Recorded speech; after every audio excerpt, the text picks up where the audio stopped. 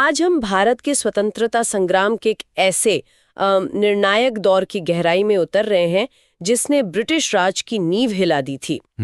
1942 का भारत छोड़ो आंदोलन। हमारे पास जो दस्तावेज और नोट्स हैं वो सिर्फ तारीखें और नारे नहीं बताते, बल्कि उस दौर की जो जनभावना थी, जमीनी हकीकत थी, उस पर भी रोशनी डालते हैं। बिल्कुल। तो इस पड़ताल का मकसद है ये समझना कि कैसे गांधी जी के करो या मरो के आह्वान ने पूरे देश को झकझोर दिया और आजादी की लड़ाई को एक नई ही दिशा दे दी। बिल्कुल। और देखिए 1942 का माहौल समझना जरूरी है।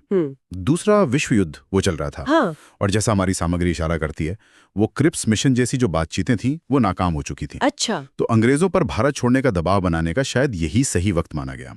गांधी जी ने बॉम्बे में 8 अगस्त को जो प्रस्ताव रखा, हाँ। उसकी मांग बिल्कुल साफ थी, अंग्रेजों का तत्काल भारत से जाना। तत्काल जाना। हाँ। और ये महज एक राजनीतिक मांग नहीं थी, ये जैसे पूरे देश की इच्छा शक्ति का प्रतीक बन गई थी। हाँ, और जैसे ही ये आह्वान हुआ, दस्तावेज बताते हैं कि अंग्रेजी हुकूमत ने फौरन प्रतिक्रिया दी।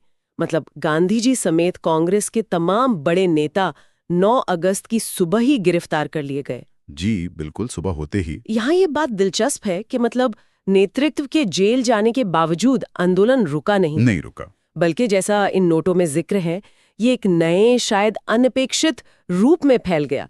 जैसे हड़तालें, प्रदर्शन, सरकारी इमारतों पर हमले, ये सब देश के अलग अलग कोनों में होने लगा। और यही इस आंदोलन की सबसे खास बात है, और हमारी सामग्री इस पर जोर भी देती है कि नेताओं की गिरफ्तारी के बाद आंदोलन एक तरह से नेतृत्व विहीन सा हो गया। हाँ। पर खत्म नहीं हुआ। हाँ, बिल्कुल। ये दिखाता है कि स्वतंत्रता की भावना कितनी गहरी जड़ें जमा चुकी थी।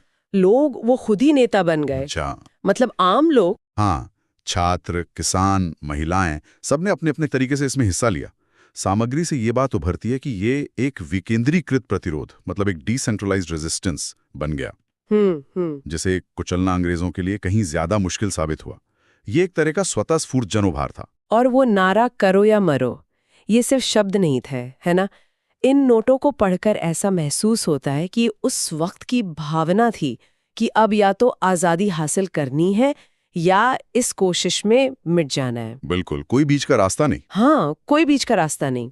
दस्तावेजों में आम लोगों की हिम्मत के किस्से दर्ज हैं, जिन्होंने भारी दमन का सामना करते हुए भी पीछे हटने से इनकार कर दिया। सही कहा। ये जानना कि बड़े नेताओं के बिना भी लड़ाई इस शिद्दत से जारी रही, वाकई सोचने पर मजबूर करता है। सही कहा आपने। और दमन अभूतपूर्व था। आंकड़े बताते हैं कि हजारों लोग मारे गए, लाखों गिरफ्तार हुए। लाखों। लेकिन आंदोलन ने ब्रिटिश सरकार को यह साफ संदेश दे दिया कि अब भारत पर शासन करना